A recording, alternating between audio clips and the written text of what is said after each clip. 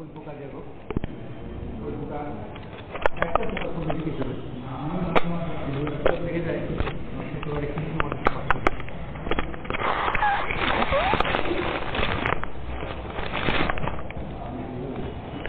কারণ সে সমষ্টিগত ভাবে করতে পারে।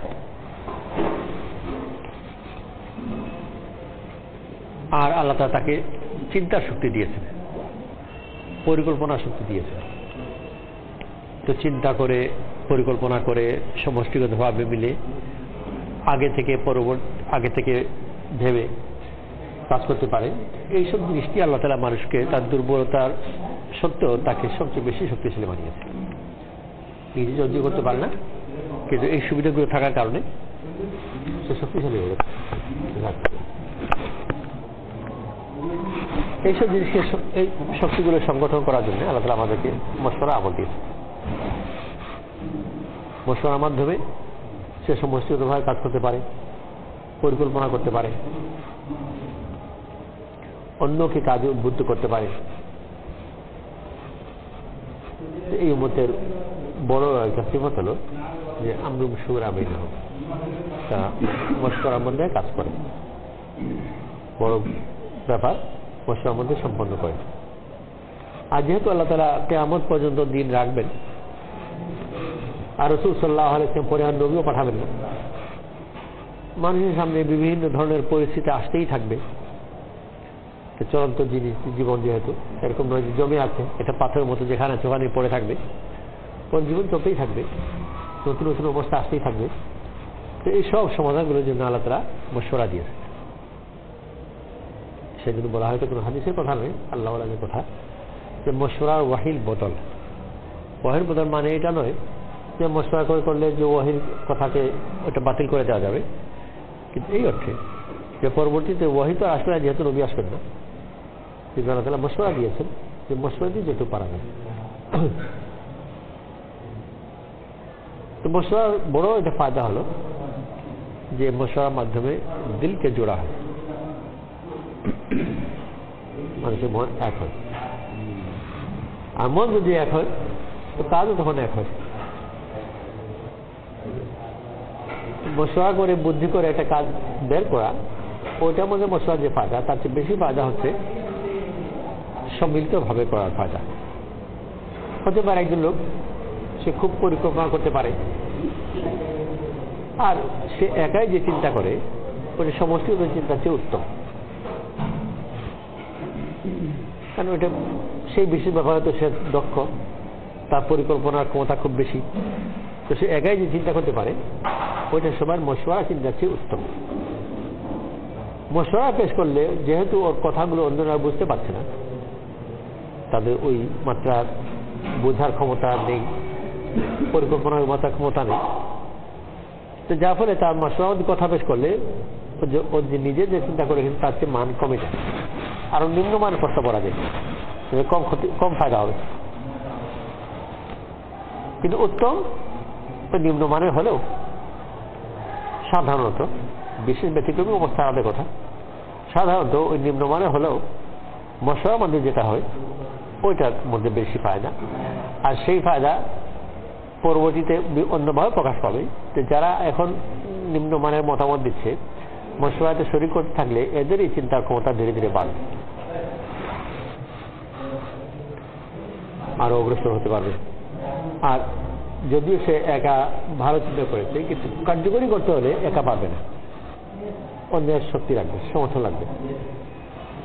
তো যদি ওরা কোথায় বুঝতেই না পারে তো কার্যকরী করতে পারবে না। সেই জন্য যত ভালো প্ল্যানই হোক না কেন, যদি কার্যকরী করতে না পারে তো সে ভালো প্ল্যান দিয়ে বা কি লাভ। তো আল্লাহ তাআলা মশওয়ারা দিয়েছেন। আর বড় ফায়দা হচ্ছে যে এর দ্বারা দিল জোড়া হয়। কোরআন শরীফে মশওয়ারার যে হুকুম যেটা আছে এক জায়গায় ওই দিল জোড়া প্রসঙ্গেই আছে, ফাআফু আনহুম ওয়াস্তাগফির লাহুম ওয়াশাউরিরহুম ফিল আমর, তাদেরকে মাফ করে দাও, তাদের জন্য মাফ চাও, আর তাদেরকে মশওয়ারার মধ্যে জোড়া করো। ভুলের পরিপ্রেক্ষিতে তো বলা হয়েছে যে ভুল করেছে মাফ করে দাও, তাদের জন্য মাফ চাও। নাস্তা শেষ হয়ে গেলে জলদি চলে আসবে, সাথীরা নাস্তা শেষ হয়ে গেলে জলদি চলে আসবে, মাস্টাররা হবে। মাফ করে দাও, তাদের জন্য মাফ দাও, আর তাকে মশওয়ারা মধ্যে দেও, অর্থাৎ তাকে আপন করে দাও।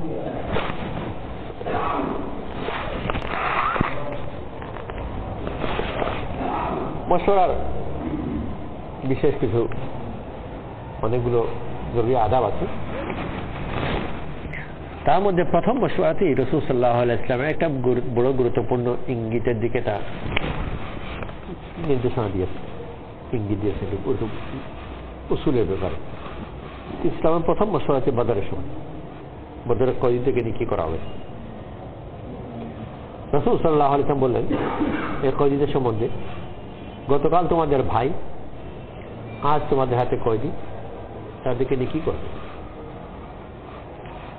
আবু বকর সিদ্দিক রাদিয়াল্লাহু আনহু রায় দিলেন যে তাদেরকে ফিদিয়া নিয়ে মুক্তিপণ দিয়ে ছেড়ে দেওয়া হবে। ওমর রাদিয়াল্লাহু আনহু রায় দিলেন যে প্রত্যেকে তার নিকট আত্মীয় হাতে সুপর্দ করা হোক, আর সে তাকে কতল করবে। আরো কিছু রায় হলো। আবার রাসূল সাল্লাল্লাহু আলাইহি ওয়াসাল্লাম একইভাবে একই প্রশ্ন আবার করলেন, গতকাল তোমাদের ভাই, আজ তোমাদের হাতে কয়দি, তাদেরকে নিয়ে কি করবে। আবু বকর সিদ্দিক রাদিয়াল্লাহু আনহু আবার ওই একই রায় দিলেন, মুক্তি করে ছেড়ে দেওয়া হোক।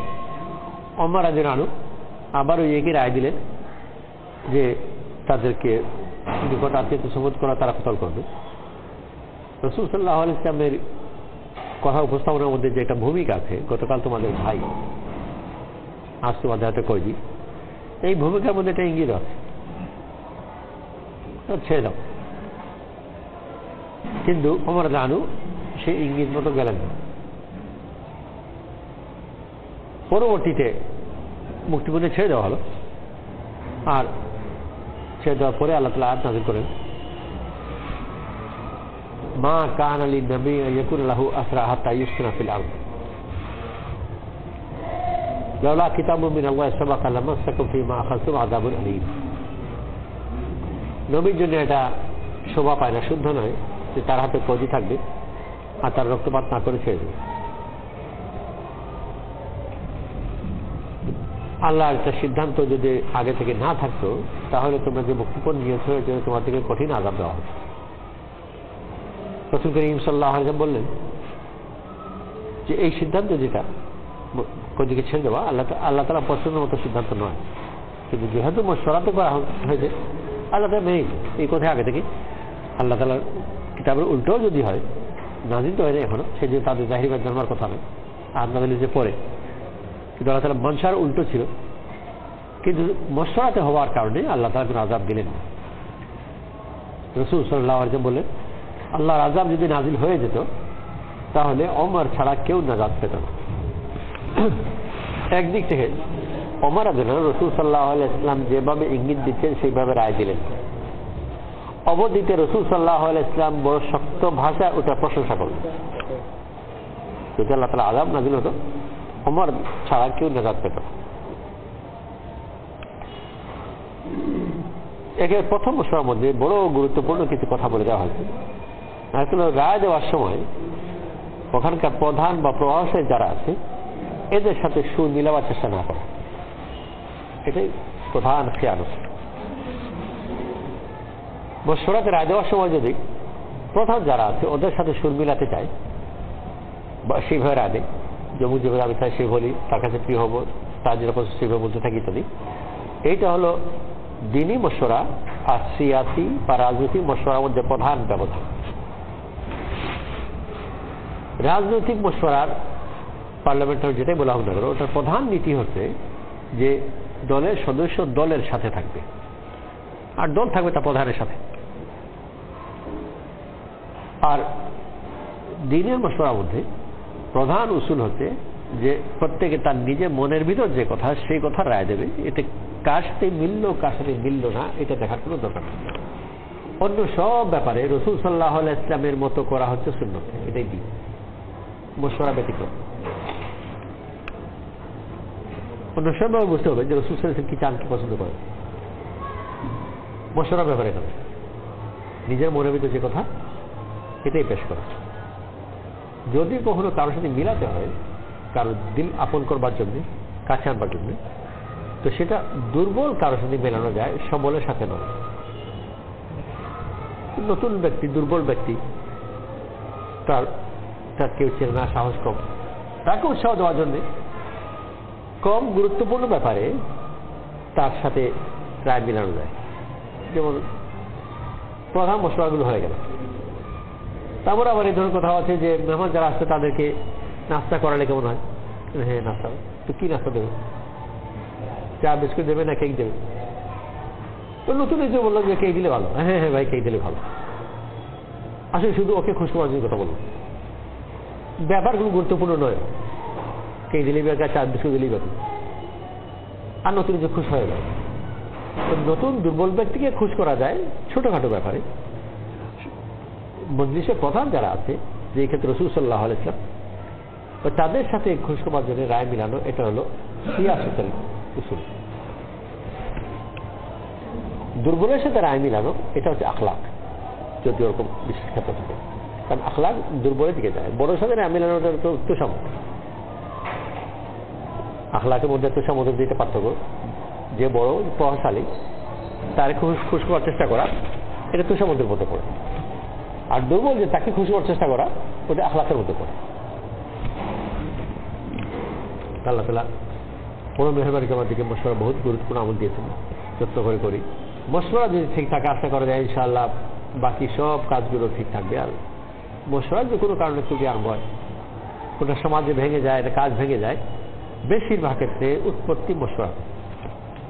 মশওয়ারা যখন ঠিক মতো আর হয় না, এরপরে আর কাজ কিন্তু ধরার কথা শিখে। আর ঠিকমতো না হওয়ার মূল কারণই হচ্ছে দলাদলি হয়ে যায়, কেউ কারোর সাথে সেই হিসেবে রায় দেয় যে কার পছন্দ, ওর পছন্দ, অপছন্দ।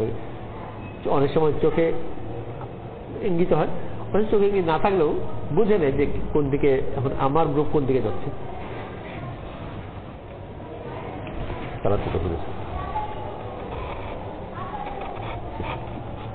ভাই, আমরা এখন তো খেয়াল পেশ করি যে কিভাবে কাজ করবো আমরা। এখানে আমাদের সামনে তো তিনটা জিনিস আছে, যেটা বলছিলাম কালকে। কেউ মনে আছে ভাই বলতে পারেন, নতুনদের মতো বলতে বলবেন। যারা প্রথমবার আসছেন বলেন, যদি বলেন। হ্যাঁ,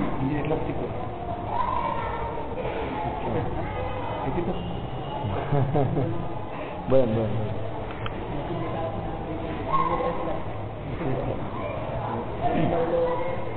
যেভাবে এই মসজিদের আসছি, সেইভাবে মেহনত করে মসজিদটাকে জানো।